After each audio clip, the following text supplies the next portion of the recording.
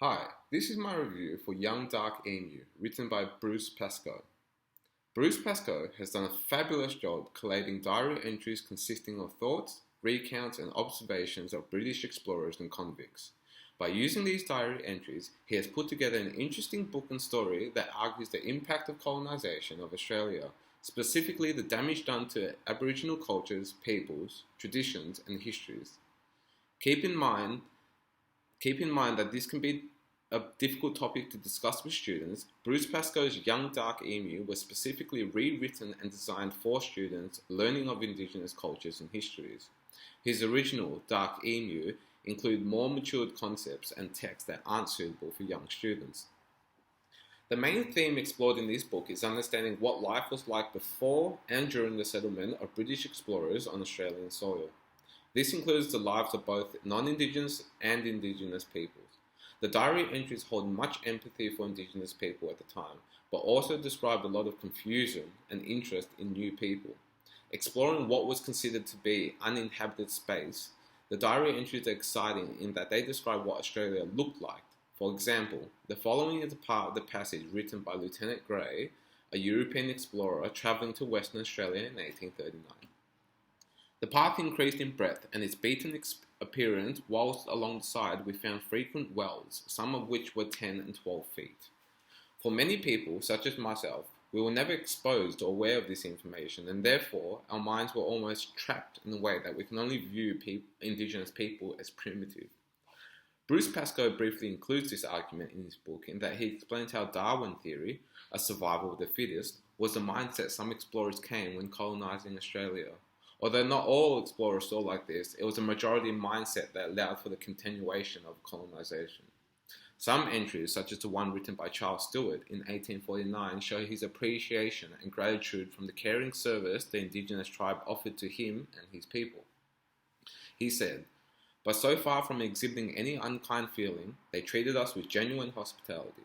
Several of them brought us large troughs of water and offered us roasted ducks and some cake."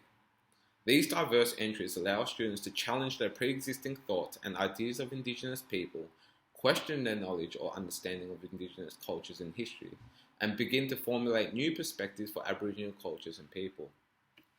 I personally recommend this book to any teacher who is planning or currently engaging in Indigenous education with their students. It provides, as Pascoe quotes, a truer history, one which is not made aware to the general Australian public, students included. Like it did for me, and I hope it will for your students, it will inform them of Aboriginal practices and traditions and explore the damages or consequences to Indigenous culture during the arrival of colonisers. It made me really rethink my current views and understandings and question why I thought like that. Young Dark Emu enables students to critically reflect as individuals, as Indigenous and non-Indigenous Australians living and learning on Aboriginal soil. It makes students think about the history, the damage to life and culture, and how that begins to transform into privileges that affect current Australian lifestyles and society. This leads us on to being a weakness for the book when used as a teaching resource. Students are required to have necessary skills to read and understand the text, but also understand why the text was written and for what purpose.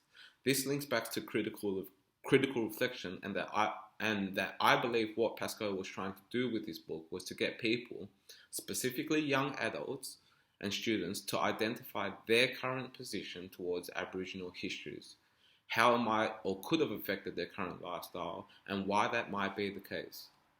This book reads much more like a non-fiction text, but suggests to the reader to think about what it might have been like to be living at the time.